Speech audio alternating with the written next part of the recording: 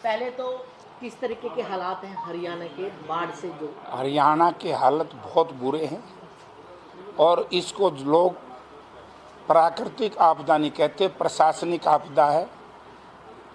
प्रदेश सरकार की लापरवाही की वजह से ये सब कुछ हुआ है, क्योंकि एक नियम है, फ्लड कंट्रोल बोर्ड की मीटिंग नहीं हुई और ये जून में होनी चाहिए थी। जून में नियम ये है कि ड्रेनों की सफाई हो जानी चाहिए।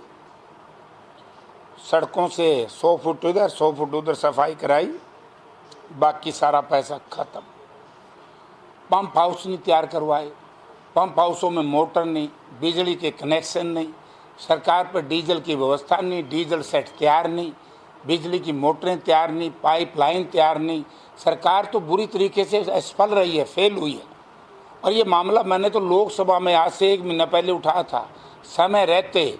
और यदि केंद्र की सरकार में भी थोड़ी सी संवेदनशीलता होती तो देश के एग्रीकल्चर मिनिस्टर साहब को भी इस तरह के निर्देश देने चाहिए थे कि एक मेंबर पार्लियामेंट ने आगाह कर दिया है, क्योंकि उस वक्त हमारे इलाके में बाढ़ आनी शुरू हो चुकी थी, क्योंकि बुआनी हल्का के 15-20 गांव इफेक्टेड हो चुके थे। और MP दीपेंद्र सिंह ने, हमने और हमारे साथियों ने वहाँ दौरा किया था, और इसी तरीके से हांसी के इलाके का, इसी तरीके से आदमपुर का, ये सारा मामला हमने वहाँ उठाया था।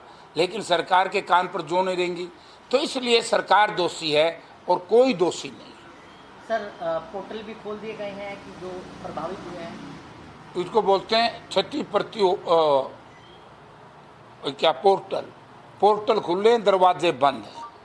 पोर्टल में ये भी दिखा देंगे कि हम कहीं से क्या बताएं कि किसी का सेप्टिक टैंक खराब हो गया, गांव में पानी है, सेप्टिक टैंक बना हुआ कोई जिसको कहते हैं, तो वो बैठ गई, खेत में ट्यूबवेल बैठ गया, खेत में किसी का ट्रैक्टर रह गया, किसी का डीजल इंजन रह गया, किसी की मोटर रह गई, मोटर कुएं में बैठ गई। कितने इस किसान के उपकरण हैं जो खेतों में पड़े थे, वो रह गया, बह गए। तो ये सारा उस पोर्टल पे जाएगा क्या? ड्रामा है सरकार का। स्पेशल इंक्वायरी कराएं मुख्यमंत्री। अगर थोड़ी सी इंसानियत बची है सरकार में, और किसान के प्रति, वैसे तो किसान विरोधी है ये, जब 3 काले कानून देश में लागू करना चाहते थे, 730 किसानों की शहादत ले ली सरकार ने। अब सरकार से मेरे हिसाब से तो मुझे तो न्याय मिलता दिखाई नहीं दे रहा। मैं गांव में गया, गरीब की बस्ती डूब गई, और आज जो पैकेज की घोषणा की है, शर्म आनी चाहिए। तो कहते हैं ना, ऊँट के मुंह में जीरा भी नहीं है।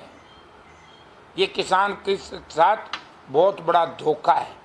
यानी कि आप ये देखिए, इन्होंने कर दिया है मृत्यु पे 4 लाख रुपए। शर्म तो नहीं आती?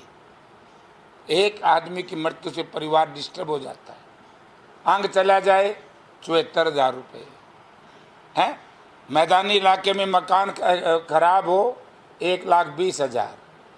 तो आप ये देखिए, 1,20,000 में मेरा मुख्यमंत्री जी से अनुरोध है कि अपनी कोठी जो इनकी है वहाँ नारायणगढ़ में, उसको 1,20,000 में बनवा दें, बना के दिखा दें, गिरा करके मैं उनका स्वागत करूँगा। मुख्यमंत्री जी, ये मजाक मत करो, ये जनता के साथ धोखा मत करो। आपकी असफलता इस देश की जनता को, इस प्रदेश की जनता को मत मारो। आपने जुल्म किया है। आपके सिंचाई विभाग ने जिस तरीके से, कोई ड्रेन साफ नहीं, कोई पंप हाउस नहीं, कोई जनरेटर सेट नहीं, कोई पाइपलाइन नहीं। और आज कमाल कर दिया, कल गए थे मुख्यमंत्री जी, गुप्त दौरे करना शुरू कर दिए। इस पैकेज को कोई नहीं स्वीकार करेगा, इससे तो अच्छा ना दें। और मैं कहता हूं इससे बढ़िया पैकेज हम दे देंगे।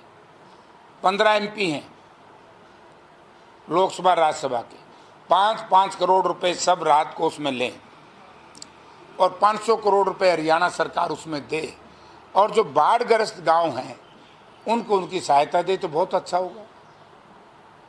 एक गांव में गया, 20 लाख रुपए दिया है मुख्यमंत्री जी, मेंदा गांव में 20 लाख दिया है गड्डी में। बड़े गांव में बुरी तरीके से डूबे हुए हैं। वो तो हमने एक डिमांड की है कि फौरी राहत के लिए हर गांव में, अच्छा वहां दिया है, को गलत नहीं किया, हर गांव की पंचायत को 20-20 लाख रुपए दे मुख्यमंत्री जी, ताकि वो अपना पाइपलाइन बिछा लें। कोई ड्रेन खुदवानी है, नाला खुदवाना है, पाइपलाइन लेनी है, तो इस तरह की व्यवस्था कर सके। कल प्रधानमंत्री जी जा रहे हैं पंजाब जो बाढ़ पीड़ित जो क्षेत्र हैं उनका दौरा करेंगे। अब तक प्रधानमंत्री जी ने पहले जाना चाहिए था, लेट जा रहे, देरी से जा रहे। हरियाणा में भी जाना चाहिए, हरियाणा में पता लगेगा कितना बड़ा अन्याय हरियाणा की सरकार ने हरियाणा की जनता के साथ किया। उपराष्ट्रपति पद के लिए क्या लगता है कि इंडिया गठबंधन का नेता जो है वो जीत पाएगा? देखिए, इंडिया गठबंधन के उम्मीदवार बहुत बढ़िया है और प्रजातंत्र में वही उम्मीदवार जीतते हैं जिनकी उम्मीदवारी जनता मतलब मतदाता स्वीकार कर ले। राज्यसभा और लोकसभा के एमपीओं के जहन में जो है वो रेड्डी साहब प्रथम पसंद है, वही जीतेंगे। बहुमत है आपके पास? बहुमत जब अंतरात्मा की आवाज़ काम करती है, क्योंकि जिस तरीके से उन्होंने अपना न्यायिक जीवन देश के लिए एक न्याय देने के लिए काफ़ी समय लगाया और रिटायरमेंट के बाद समाज सेवा में ओबीसी के लिए, किसान के लिए, मजदूर के लिए, गरीब के लिए आज बहुत अच्छे काम कर रहे हैं।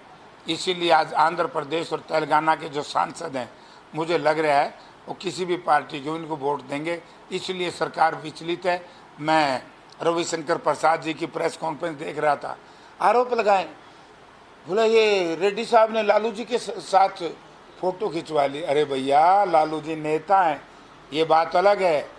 भाजपा में धन्ना सेठ हैं और ये लालू एक गरीब किसान का बेटा, गरीब के घर में पैदा होकर के यहाँ तक पहुँचा है, वो उनको अपराधी लगता है। और एनडीए गठबंधन में कितने नेता ऐसे हैं जो आपराधिक पृष्ठभूमि के हैं।